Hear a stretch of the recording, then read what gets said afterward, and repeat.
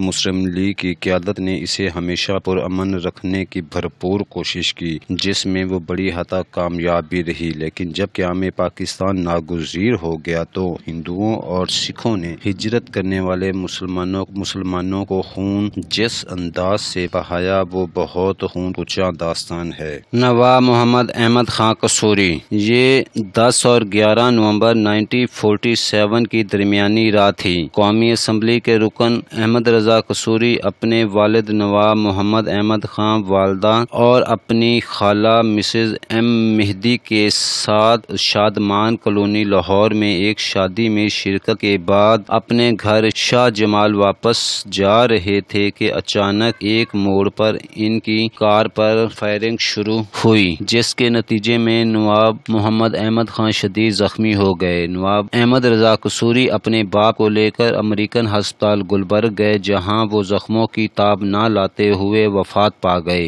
احمد رضا قصوری نے فوری طور پر اچھرا تھانے میں FIR درج کروائی، جس میں انہوں نے بتایا کہ ان پر یہ فائرنگ سیاسی وجوہات کی بنا پر کروائی گئی ہے، کیونکہ وہ قومی اسمبلی میں حزب الاختلاف کے رکن اور حکومت کے شدید مخالف ہیں۔ حکومت پنجاب نے لاہور ہائی کورٹ کے جج جسٹس شفیع الرحمان کی سربراہی میں ایک تحقیقاتی ٹریبل قائم کیا۔ اس ٹریبل نے 26 فروری 1975 کو اپنی رپورٹ حکومت کو پیش کی، لیکن حکومت نے رپورٹ منظر عام پر نہیں آنے دی گئی اور اکتوبر 1975 کو پولیس نے اس مقدمے کو عدم سراغ یابی کی بنا پر داخل دفتر کیا۔ 1977 میں جب ملک میں مارشل لا نافذ ہوا تو یہ مقدمہ دوبارہ زندہ ہوا اور اسی مقدمے میں ذوالفقار علی بھٹو کو تختہ دار پر چڑھایا گیا۔ حیات محمد خان شیرپاؤ،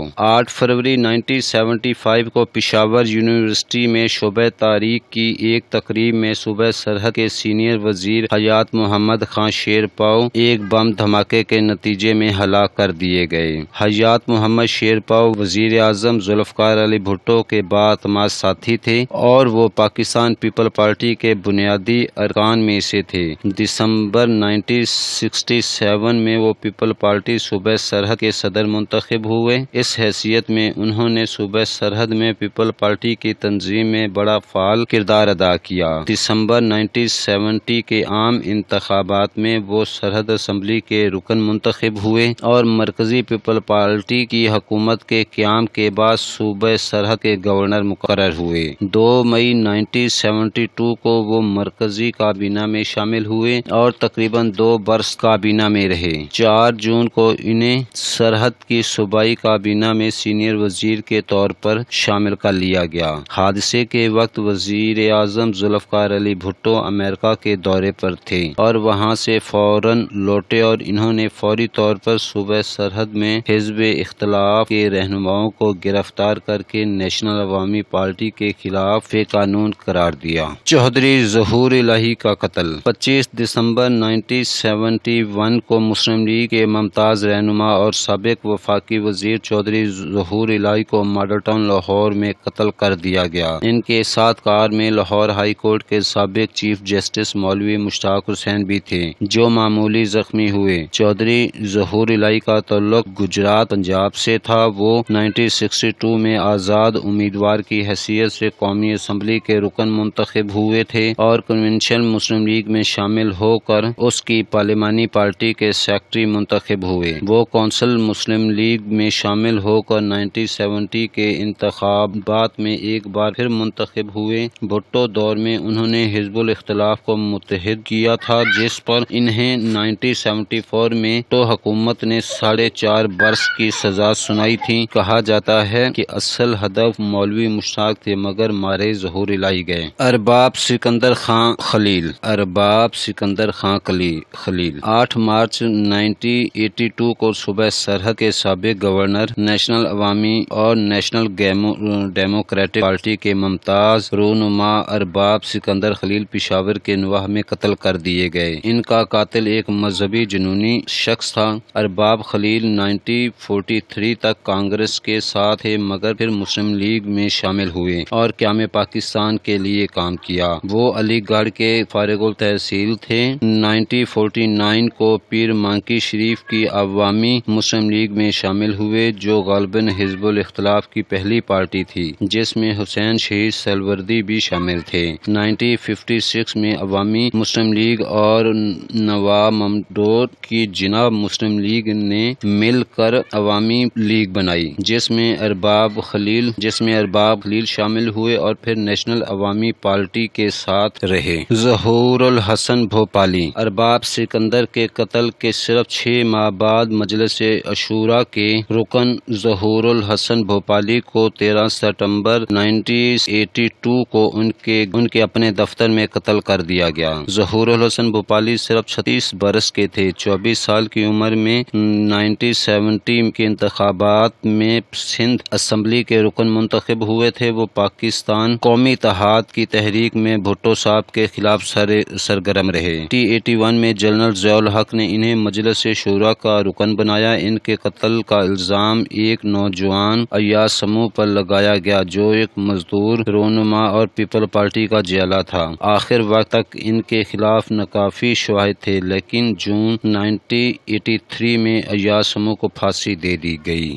فاضل راہو عوامی نیشنل پارٹی کے سینئر نیب صدر فاضل راہو کو 17 جنوری 1987 کو بدین کے قریب گولالچی کے مقام کلہاڑی کے وار کر کے قتل کر دیا گیا۔ بعد ازاں قاتل فضل اچانک کلہاڑی سمیت خود تھانے پہنچ گیا اور پرانی دشمنی کی بنیاد پر قتل کا اعتراف کیا، لیکن ANP کا کہنا تھا کہ حکومت نے منصوبہ بنا کر فاضل راہو کو راستے سے ہٹایا ہے۔ فاضل راہو سندھ کے حاریوں کے بڑے ہمروا تھے۔ انہوں نے سندھ میں ایوب خان کے دور حکومت میں سبکدوش فوجی افسروں کو دی جانے والی اراضی کے خلاف نیام بند کرو تحریک چلائی اور 1 یونٹ کے خلاف بھی جدوجہد کی۔ ایک قوم پرست اور سوشلسٹ فکر کے حامل تھے۔ سردار غوث محمد ریسانی 26 مئی 1987 کو بلوچستان کے ریسانی قبیلے کے سردار اور سیاسی رہنما سردار غوث محمد ریسانی کو ان کے 5 محافظوں سمیت گولی مار کر ہلاک کر دیا گیا۔ سردار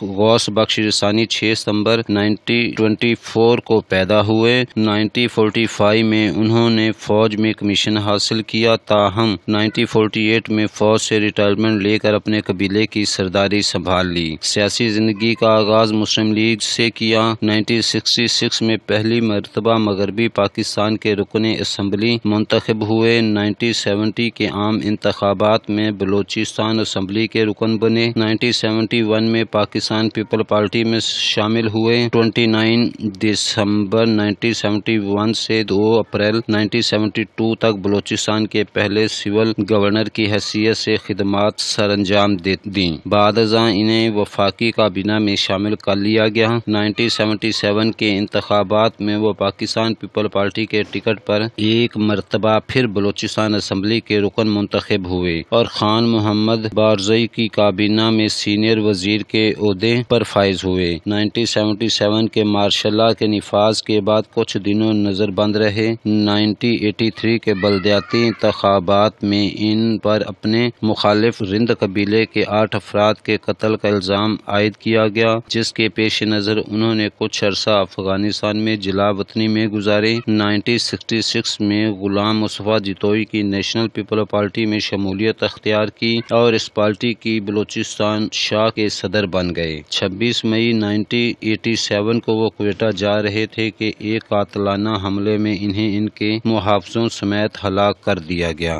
عظیم احمد طارق 1 مئی 1993 کو کراچی میں مسلح افراد نے MQM کے چیئرمین عظیم احمد طارق کو فیڈرل بی ایریا میں گھر میں گھس کر قتل کر دیا۔ اس وقت MQM شدید بحران کا شکار تھی، کیونکہ قائد تحریک الطاف حسین ملک سے جا چکے تھے اور اطلاعات آ رہی تھی کہ عظیم طارق غالباً الطاف حسین سے الگ ہو کر ایک اور دڑا بنانے والے تھے، لیکن اس سے قبل ہی قتل کر دیے گئے۔ غلام حیدر وائیں 29 سپٹمبر 1993 کو پنجاب کے سابق وزیر اعلیٰ، مسلم لیگ پنجاب کے صدر اور قومی اسمبلی حلقہ NA 123 کے امیدوار جناب غلام حیدر وائیں کو میاں چنو کے راستے میں کلاشنکوف کا برسٹ مار کر قتل کر دیا گیا۔ غلام حیدر وائیں اپنی انتخابی مہم کے سلسلے میں چند ساتھیوں کے ہمراہ میاں چنو سے نصرت پور جا رہے تھے کہ تلمبا کے مقام پر ایک شخص نے ان کی پجیروں و جیپ روکنے کا اشارہ کیا۔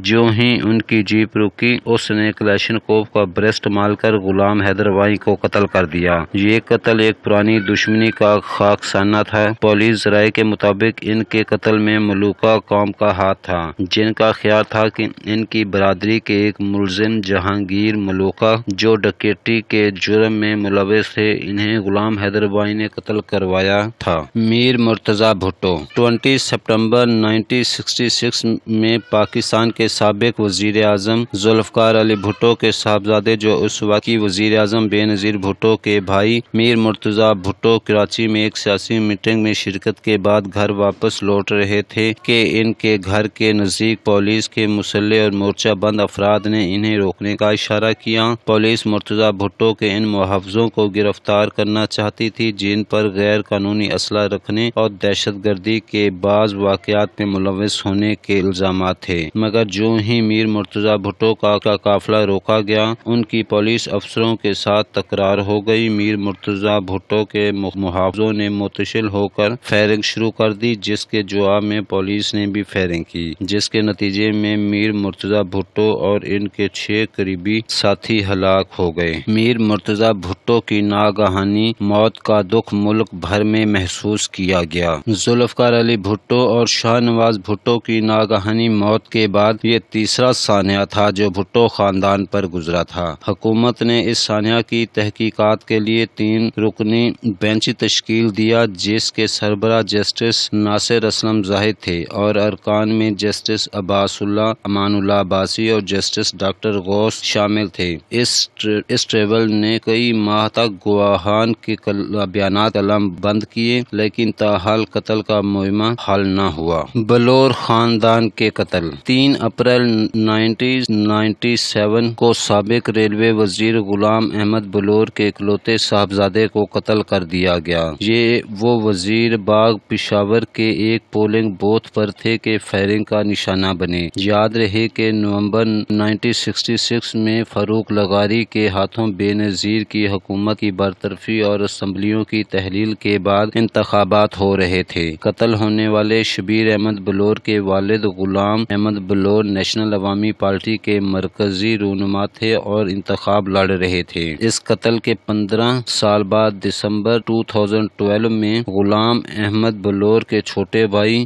بشیر بلور 68 برس کی عمر میں ایک خودکش حملے کا شکار ہو گئے۔ وہ 2008 کے انتخابات میں صوبہ سرحد کی صوبائی اسمبلی کے رکن منتخب ہوئے تھے اور دوبارہ عوامی نیشنل پارٹی کے قائم مقام صدر بھی رہ چکے تھے۔ 2018 میں آن انتخابات سے صرف 2 ہفتے قبل بشیر بلور صاحب کے صاحبزادے جوان سال ہارون بلور خودکش حملے میں مارے گئے۔ وہ نیشنل پارٹی کے امیدوار تھے اور پاکستان کے سابق صدر غلام اسحاق خان کی پوتی کے خاوند تھے۔ اس طرح بلور خاندان کے پہلے قتل ہونے والے فرد شبیر بلور، دوسرے بشیر بلور اور تیسرے ان کے صاحبزادے ہارون بلور تھے۔